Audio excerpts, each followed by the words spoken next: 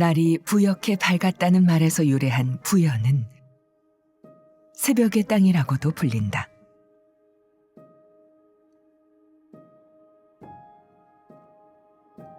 백제 26대 성왕이 국가 중흥에 원대한 뜻을 품고 도읍을 옮긴 풍요로운 고장.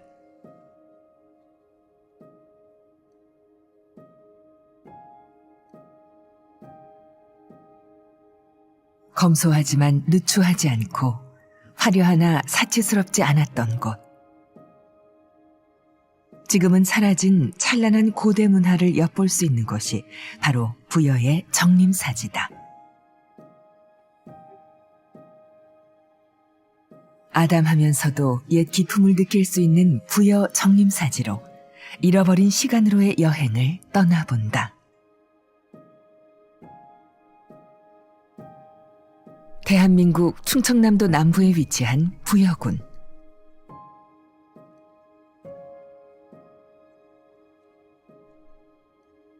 남서쪽으로 금강이 흐르는 비옥한 평야의 고장은 지금도 옛 백제의 명성을 간직하고 있다.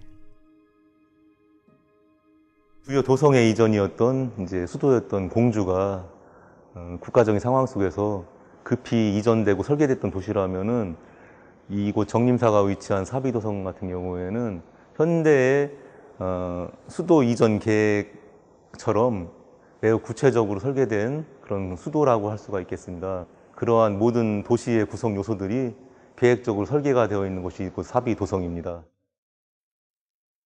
백제는 서울 위례성에서 지금의 공주로 그리고 부여로 계속 남하했다. 부여는 538년부터 660년까지 백제의 수도였던 마지막 도읍지였는데 공주시와 익산시에 있는 백제 관련 역사 유적지구를 묶어 대한민국의 12번째 유네스코 세계유산으로 지정됐다.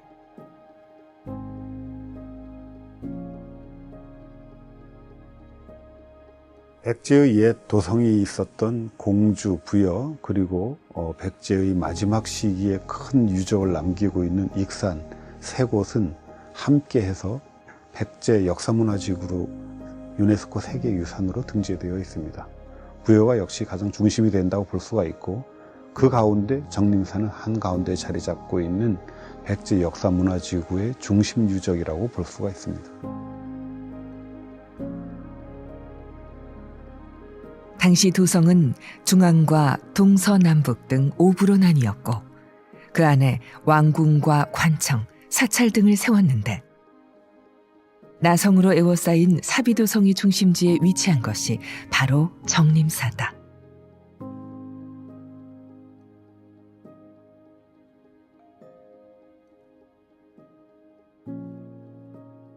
그렇기 때문에 폐사지로 남아있는 정림사의 터는 사비백제 시대에 가장 중요한 시설물이었을 것으로 추정되고 있다.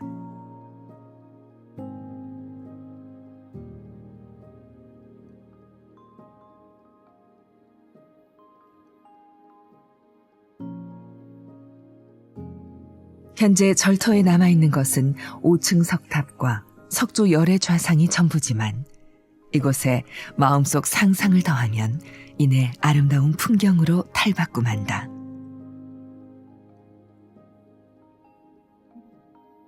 잃어버린 시간의 마력을 깨닫게 하는 있던 것이 없어서 누릴 수 있는 감동이다.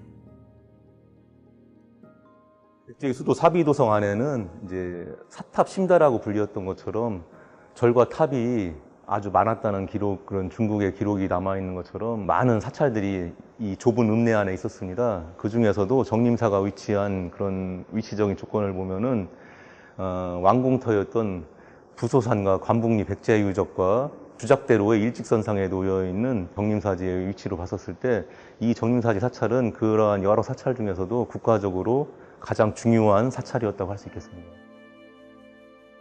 정림사지가 세상에 다시 빛을 보게 된 것은 1942년의 일. 인근 지역을 공원화하기 위해 발굴을 시작했는데 일제강점기 당시의 사진을 보면 이곳의 쓰임을 알 수 있다.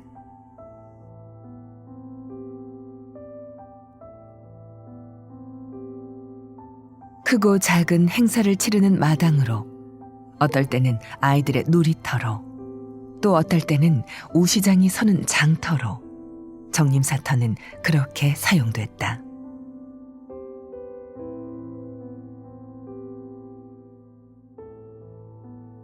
하지만 현재는 백제 사비 시기의 대표적인 사찰터로 백제시대의 가람배치와 건물 기단 및 기초, 석탑 조형을 연구하는 데 매우 중요한 문화유산으로 평가받고 있는 정림사지. 그 백미가 바로 국보 제9호인 부여 정림사지 5층 석탑이다.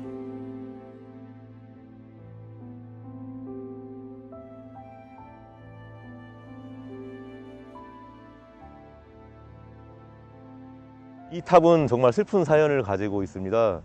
백제가 패망 당시인 660년에 당나라의 장수인 소정방의 공적을 새기는 그러한 역할을 이 탑이 했었기 때문입니다. 그러다 보니까 남측면 우측 기둥돌에 보시면은 치욕스러운 8글자가 새겨져 있는데요. 대당평 백제국 비명이라는 당나라의 글의 제목이 써 있습니다. 그러다 보니까 백제를 평정하고 세운 비문이다라는 뜻에서 평제탑이라는 그러한 이름으로 이 탑이 불려오게 되었습니다. 벌레 먹은 입처럼 흐릿한 글자획, 셋째운 나무 마냥 어지러운데 이따금 이어진 네댓 글자는 문장조리 훌륭하구나. 승리는 한때의 기쁨이며 패배 역시 한때의 치욕일 따름일 터. 지금 탑은 들밭 가운데 놓여 나무꾼 소무리꾼들의 놀이터가 되었구나. 소정방의 평백제탑을 읽고라는 조선 후기 실학자 정약용의 한시를 보면 패배의 치욕을 떠안은 탑의 슬픈 운명이 절절하게 잘 나타나 있다.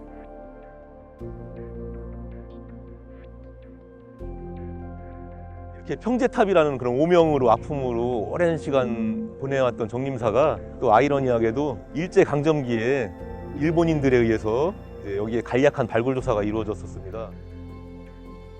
일제강점기인 1942년 충남 부여 부소산 일대에서 시작된 발굴로 10월 초순 법당지에서 글씨가 새겨진 기와가 출토되었는데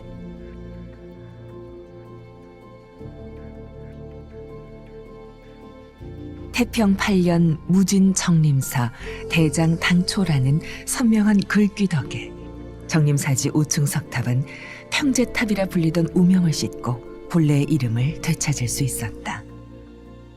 정림사란 이름이 새겨져 있는 작은 기와 한 장의 가치가 굉장히 소중한 문화재라고 할 수가 있겠고, 그 기와 덕분에 오늘날까지 정림사라고 불리우게 된 그런 이름을 찾게 된 계기가 되었습니다. 어렵게 제 이름을 찾은 정림사지는 이후 수차례 발굴 조사를 통해 진정한 백제시대의 가람을 드러내기 시작했다. 그중 눈길을 끄는 것이 바로 정림사지의 배치. 정림사지의 배치는 남쪽에서부터 중문, 탑, 금당, 강당이 일렬로 쭉 늘어선 소위 말하는 1탑 1금당식 가람 배치를 가지고 있습니다. 백지에서 독특하게 보이는 그러한 형식이라고 볼 수가 있습니다. 지금 현재에도 정림사지에 가보면 그 건물 터들이 주춧돌과 함께 남아 있고요. 이러한 가람 배치는 일본에서는 백제양이라고 부르는 가람 배치입니다. 중국을 통해 들어온 불교 문화가 백제만의 불교 문화로 완성됐다는 증거. 이렇게 만들어진 우리만의 독특한 문화는 다시 일본으로 뻗어나갔다.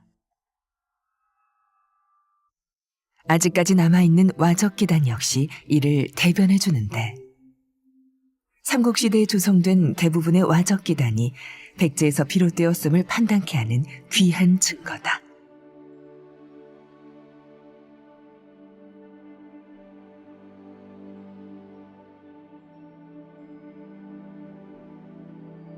백제시대에 조성된 절이라고 하는 점은 분명하고, 또 실제로 발굴조사의 과정에서도 기와를 이용해서 땅을 다지는 와축기단을 만들어서 썼는데, 이것 역시 백제의 고유한 건축 기법입니다. 지금은 터만 남아 당시의 모습을 볼 수는 없지만 여전히 많은 것을 전하고 있는 부여의 정림사지.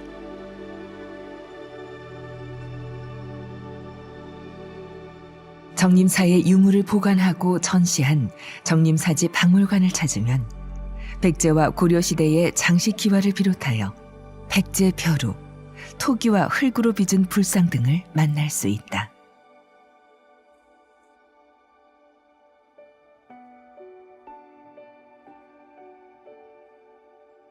빈 공간이 많은 정림사지에 지금은 없는 것들이 한때 빛났었다는 것을 미루어 짐작할 수 있는 것이다.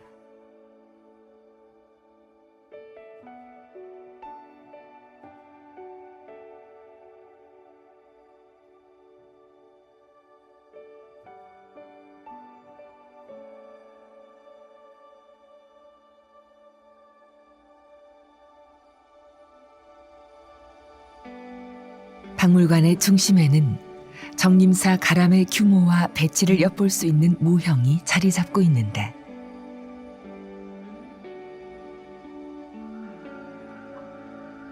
그 중에서도 단연 눈길을 끄는 것이 바로 5층 석탑이다.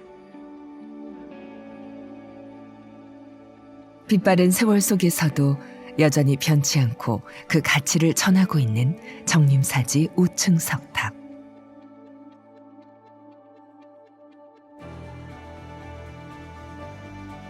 잃어버린 시간은 이 석탑을 통해 현재로 이어져 오고 있다.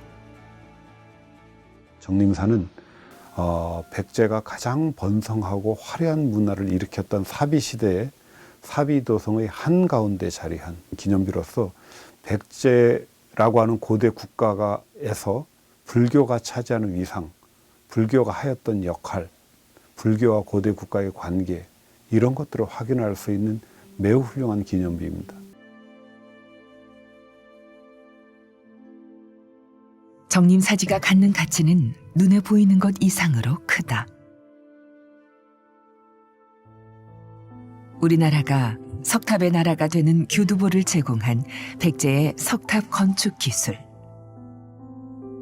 특이한 점은 이 석탑이 목탑을 모방해 만들어졌다는 것인데 처마의 네 기퉁이에서 부드럽게 치켜든 얇고 넓은 지붕돌 또한 목탑의 모습과 닮아 있다.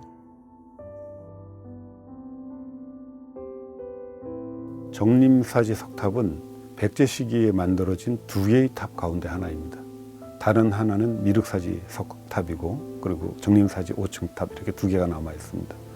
이 두 개의 탑은 모두 목조탑의 형태를 돌로 번안해서 만들었다라고 하는 점에서 매우 특징적입니다. 정림사지 5층 석탑은 완벽한 균형미와 비례미 또한 갖추고 있다.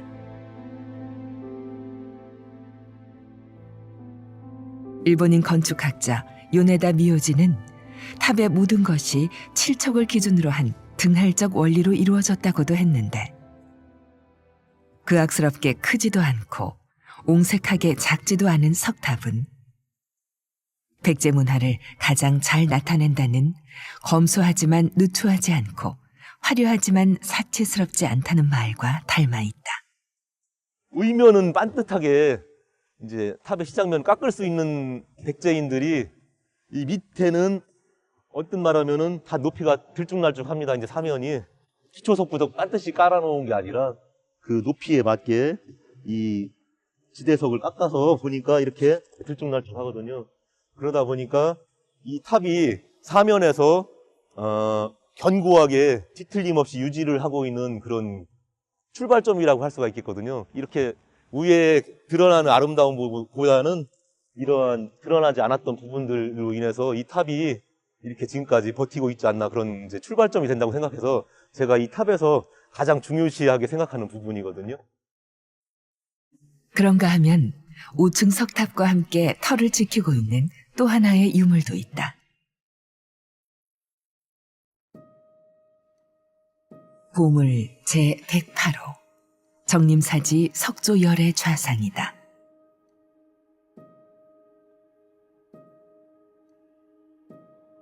정림사지 석불좌상은 백제시대가 아닌 고려시대 불상입니다. 고려시대에 큰 다시 한번 중창불사가 있었기에 이 불상도 그 당시의 불상으로서 이제 판단을 하고 있습니다. 상체 부분을 보시면은 이제 불상의 수인, 그러니까 손 모양을 보실 수가 있는데요.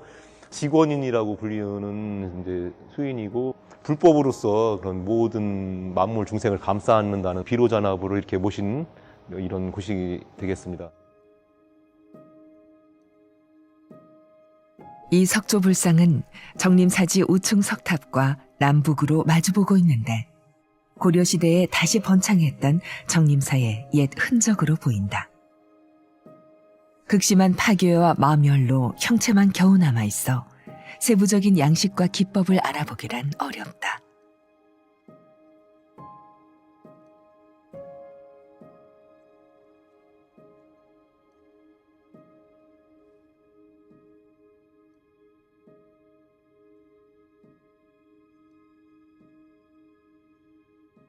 불상 밑에 대자를 보시면은 불상에 비해서 굉장히 화려하고 자세한 이제 조각 기법을 보실 수가 있는데요. 역시 마모가 좀 심하긴 하지만은 연꽃 잎의 아주 일부분만 보실 수가 있겠습니다. 정림사지 우층 석탑이 한때 빛났던 정림사의 모습을 대변하고 있다면 석조열의 좌상은 지금 빛나는 것들도 언젠가는 소멸하리라는 것을 말해준다. 푸른 잎도 언젠가는 낙엽이 되고 예쁜 꽃도 언젠가는 진다는 것을.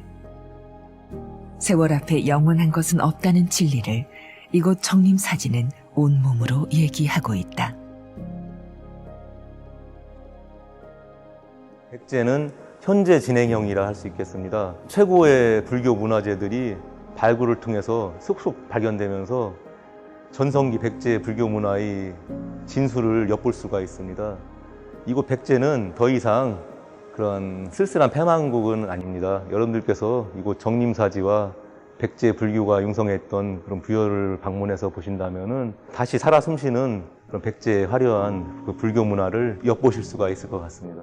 제가 처음 부여를 답사 갔을 때 가장 인상적이었던 것이 정림사지였습니다. 과연 백제는 불교 국가였구나, 고대 국가에서 불교는 어떠한 역할을 하였구나 라고 하는 것을 실감할 수가 있습니다. 백제가 가장 화려한 문화를 일으켰던 사비시대에 그 도성의 한가운데를 차지하고 있었던 정림사, 저희들이 반드시 지켜야 할 문화유산입니다. 한국의 고대 국가 가운데 하나로 과학과 기술이 발달하고 우수한 문화를 꽃피웠던 백제. 백제인의 꿈과 땀이 담긴 귀중한 장소인 정림사지는 지금은 사라져버린 시간 속에서 그 흔적만 남아 아직까지도 깊은 울림을 주고 있다. 검소하되 누추하지 않고 화려하되 사치스럽지 않았던 백제의 모습.